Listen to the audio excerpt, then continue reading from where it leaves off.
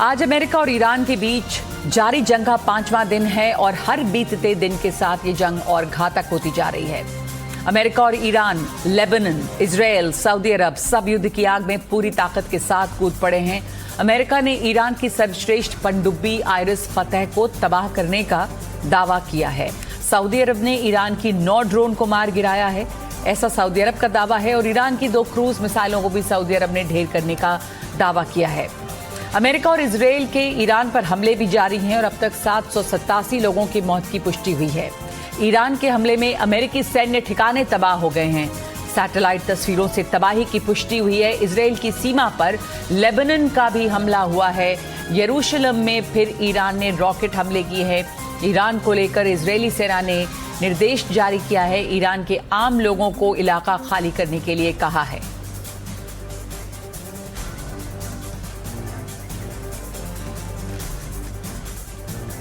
और इस वक्त ब्रेकिंग न्यूज आ रही है द वॉल स्ट्रीट जर्नल के हवाले से।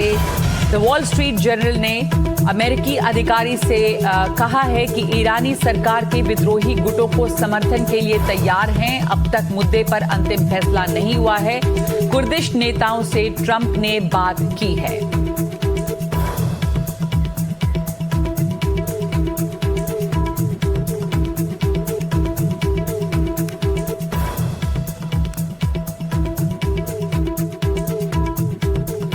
और हमारे साथ इस वक्त जुड़ गए हैं defence expert major general AK Siwach.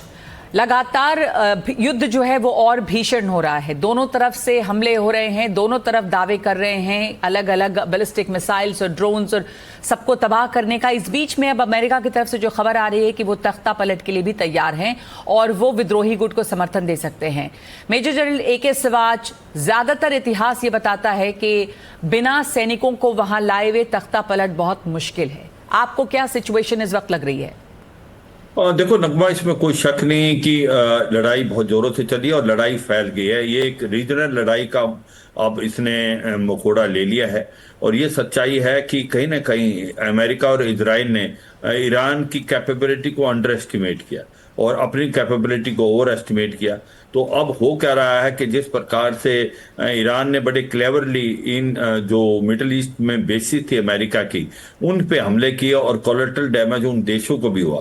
देखो, याद रखो कि इन देशों ने अमेरिका को बेसिस दी थी एक सिक्योरिटी देने के लिए, क्योंकि ये सारी ऑयल रिच कंट्री हैं, मोनार्की है ज़्यादातर। मगर अब वो पाल्टा उल्टा पड़ गया, क्योंकि अब इनके ऊपर ही हमले हुए हैं। इनकी इकोनॉमी डिगमा है, टूरिज्म बिल्कुल ख़त्म हो जाएगा, ऑयल इंडस्ट्री में भी बड़ा नुकसान हुआ है। स्टेट ऑफ हार्मुज भी बंद कर दिया है ईरान ने, जहां पर करीब की 20% ऑयल जाता है और 18% LNG जाती है वर्ल्ड की।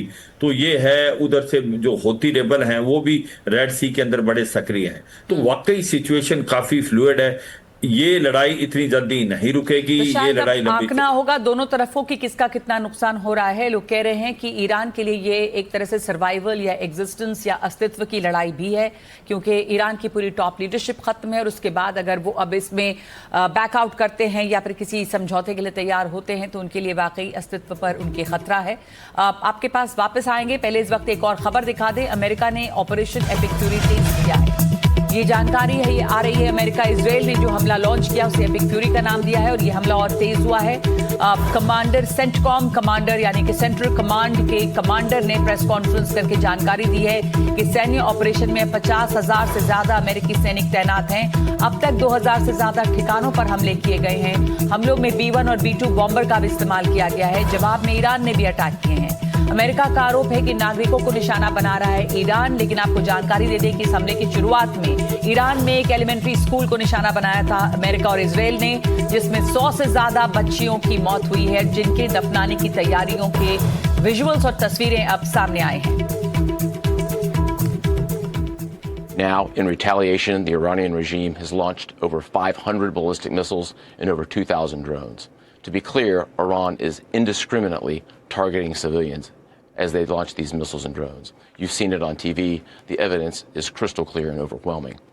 Having said this, we are seeing Iran's ability to hit us and our partners is declining, while our combat power, on the other hand, is building.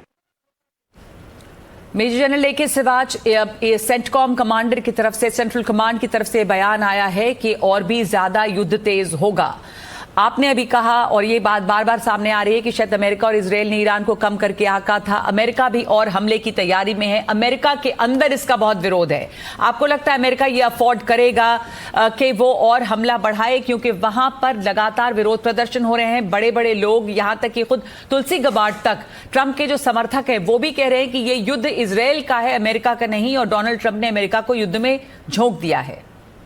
हाँ बिल्कुल, ये नगमा सच्चाई है कि कहीं ना कहीं इसका आक्रोश और इसके विरोध लोग खड़े हुए हैं अमेरिका में भी, क्योंकि अब ये आर पार की लड़ाई होगी ईरान के लिए, तो वो इतनी जल्दी हथियार नहीं डालेगा। ये भी सच्चाई है। अगर आपने जो क्वेश्चन पहले पूछा था रेजिम चेंज का, रेजिम चेंज होना बहुत मुश्किल है जब तक बूट्स ऑन ग्राउंड नहीं हो, और बूट्स ऑन ग्राउंड अमेरिका नहीं करेगा, क्योंकि अगर एक बार उसने बूट्स ऑन ग्राउंड किया तो उसकी बहुत कैजुअलिटी होंगी, बॉडी बैग वापस जाएंगे। अगर आप देखें लीबिया में क्या हुआ, इराक में क्या हुआ, अफगानिस्तान में क्या हुआ, वो हिस्ट्री आपको बताती है। इराक की बात आपने की, तो इराक की तरह ही यहाँ पर IAEA का बयान आया था कि उन्हें किसी तरह के ऐसे हथियार नहीं मिले ईरान में, जिसकी बात इजराइल और अमेरिका कर रहा था।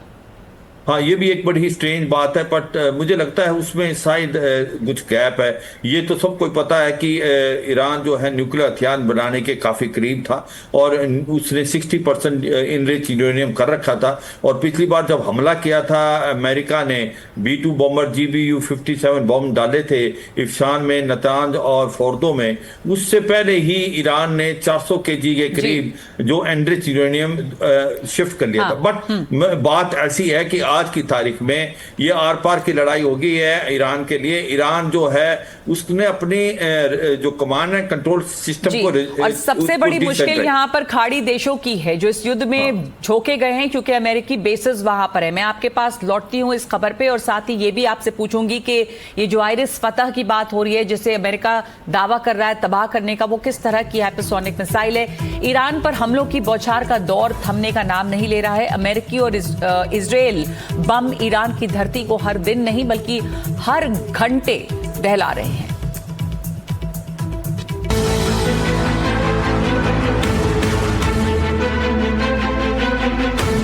अमेरिका के हाथ जो भी हथियार लग रहे हैं वो ईरान पर हमले में इस्तेमाल कर रहा है। पहले दिन B-2 बॉम्बर ने ईरान के ठिकानों को तबाह किया, और दूसरे दिन B-1 बॉम्बर ने ईरान के कई सैन्य ठिकानों को तबाह कर दिया। अमेरिकी नौसेना के क्रूज मिसाइल तो दिन रात ईरान की सेना और वहां के सरकारी ठिकानों को मिट्टी में मिला रहे हैं।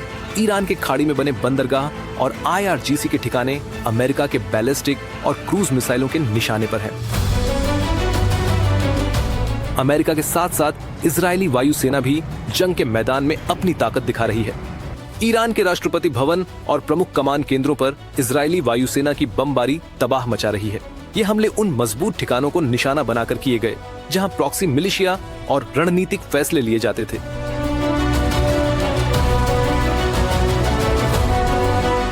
इस बीच IAEA ने एक चौंकाने वाली सैटेलाइट तस्वीरें जारी की हैं। इन तस्वीरों में ईरान का वो इलाका है जहां उसके परमाणु ठिकाने मौजूद हैं। तस्वीरों में दावा किया गया है कि बमबारी के दौरान इन ठिकानों को नुकसान हुआ है। IAEA का यह भी दावा है कि बमबारी के दौरान ठिकानों को ज्यादा नुकसान नहीं पहुंचा है और किसी भी तरह के रेडिएशन का भी खतरा नहीं है।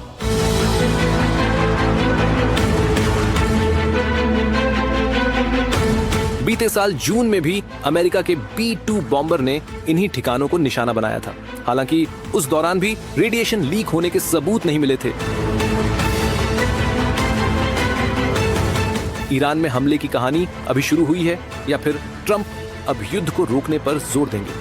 ये एक बड़ा सवाल है, लेकिन जब तक दोनों मोर्चे किसी बात पर सहमत होंगे तब तक तो ईरान तबाही की कगार पर पहुंच चुका होगा, या फिर ईरान का पलटवार अमेरिका और इजराइल समेत खाड़ी देशों को भी भारी पड़ेगा। Bureau report, NDTV India. और इस वक्त एक और बड़ी खबर कि इजराइल की सीमा पर लेबनान ने हमला किया है। लेबनान हमेशा से ईरान का सहयोगी रहा है और ये बात सामने आ रही थी। पहले भी अंदेशा था कि हिजबुल्लाह भी इस युद्ध में ईरान के साथ शामिल हो सकता है, क्योंकि ईरान बाकी देशों के मुकाबले अलग थलग है। इजराइल की सीमा पर लेबनान का हमला हुआ है। सीमावर्ती इलाकों में ड्रोन हमले जारी हैं। घर को ब्लास्ट करने का वीडियो सामने आया है और ये बताया जा रहा है कि 4 लोग इसमें घायल हुए हैं। सोमवार से ही इजराइल और हिजबुल्लाह के बीच हमले जारी हैं। इजराइल ने हिजबुल्लाह के हमलों के जवाब में दक्षिणी लेबनान और बेरूत के दक्षिणी उपनगरों पर हमले किए हैं। मेजर जनरल AK सिवाच, अब हिजबुल्लाह भी इस युद्ध में शामिल हो गया है। गाजा के युद्ध में भी हिजबुल्लाह शामिल था। इजराइल ने उनकी लीडरशिप को काफी तबाह किया है। हिजबुल्लाह की क्या ये ताकत इस वक्त है टक्कर देने की? हाँ बिल्कुल है। ये तो पहले ही पता था कि अगर अमेरिका ईरान पे हमला करता है तो फिर हिजबुल्लाह और हौती रेबल भी इस लड़ाई में आएंगे, और यही हुआ। हिजबुल्लाह जो है वो सदर्न लेबनान से हमले कर रहा है इजराइल पे, और इजराइल भी पलटवार कर रहा है, और इजराइल के ग्राउंड ट्रूप्स में भी अभी उन्होंने हमला कर दिया। इसका मतलब कि जो लेबनान के अंदर जो सदर्न पोर्शन है जहां हिजबुल्लाह के ठिकाने हैं वहां पर फायरिंग तो हो ही रही है, वहां पर ग्राउंड ऑपरेशन भी हुए हैं। और अभी अगर आप हौती रेबल को देखें, वो जो यमन से करते हैं, उन्होंने रेड सी में ब्लॉक कर दिया है।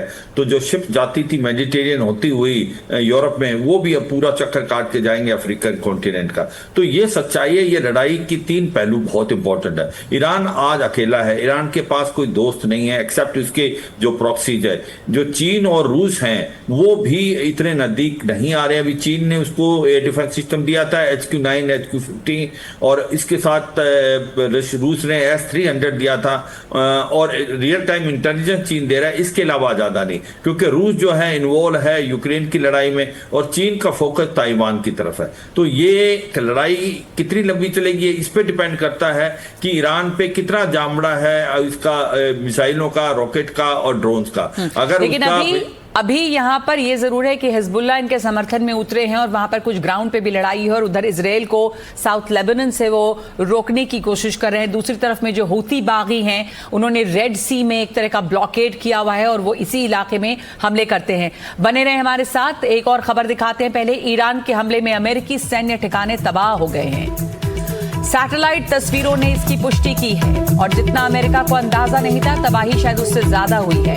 बहरीन, कतर, कुवैत में ये तबाही देखी जा रही है। पश्चिम एशिया के जो ये देश हैं वो अमेरिकी बेसिस के कारण तबाह किए जा रहे हैं। ईरान ने लगातार इन पर हमला किया है, अमेरिकी सैन्य ठिकानों पर हमला किया है, क्योंकि इन मुल्कों में अमेरिका के बेसिस थे, मिलिट्री बेसिस थे, नेवल बेसिस भी अमेरिका के हैं। बहरीन में, कतर और कुवैत में इन जगहों पर तबाही हुई है। सऊदी अरब, UAE में भी काफी तबाही मची है। साथ ही कम्युनिकेशन सिस्टम, रडार इंफ्रास्ट्रक्चर को भी भारी नुकसान पहुंचा है।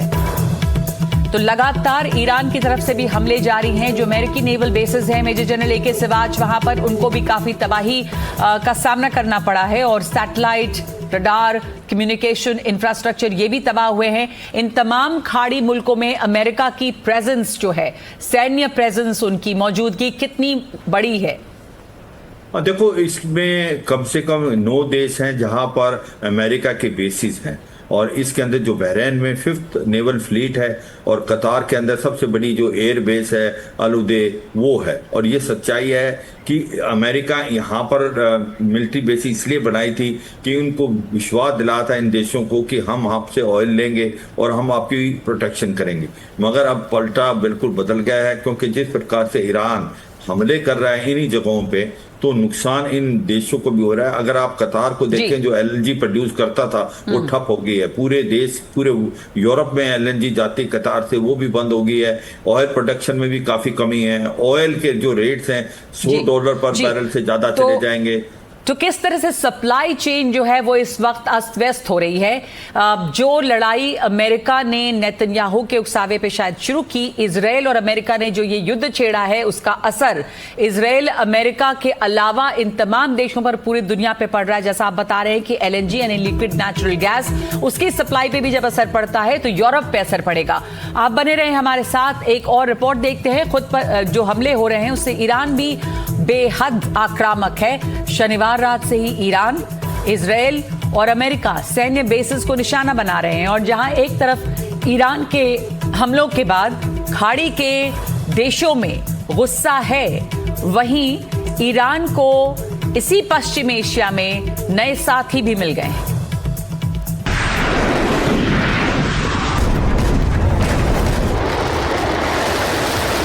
तेहरान समेत ईरान के कई इलाके अमेरिका और इजराइल के बमों से दहल रहे हैं।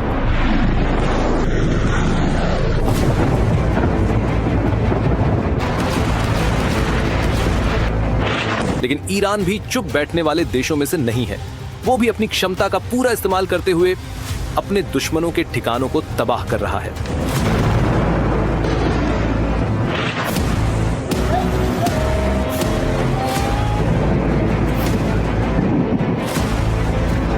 ईरान के ड्रोन और उसकी मिसाइलों ने तेल अवीव की सड़कों को दहशत से भर दिया। तेल अवीव में कई रिहायशी इलाकों पर ईरान के रॉकेट तबाही बनकर गिरे, लेकिन ईरान के दुश्मनों की लिस्ट इतनी लंबी है कि उसके रॉकेट और मिसाइल हर तरफ दागे जा रहे हैं।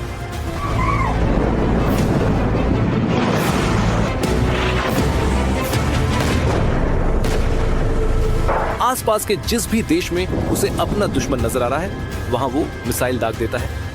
ईरान की IRGC ने उत्तरी इराक में ईरानी कुर्द विपक्षी समूहों पर ड्रोन हमले कर दिए, जिसमें एरबिल और सुलेमानिया के पास कोमाला और अन्य समूहों के ठिकानों को निशाना बनाया गया। दुबई, कतर, ओमान में भी बीते 3 दिनों से ईरान अपनी मिसाइलों का कमाल दिखा रहा है।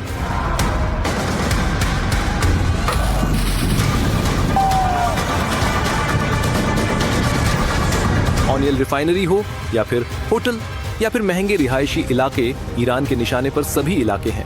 इन हमलों के बीच ईरान को कई दोस्त भी मिल गए हैं, जो युद्ध में न सिर्फ उसके साथ खड़े हैं बल्कि उसके दुश्मनों पर हमले भी कर रहे हैं। एक और हिजबुल्लाह है, जो उत्तरी इजराइल में लगातार हमले करके ईरान से सिर से युद्ध का बोझ कम कर रहा है। हिजबुल्लाह ने इजराइल के कई ठिकानों पर रॉकेट दागे।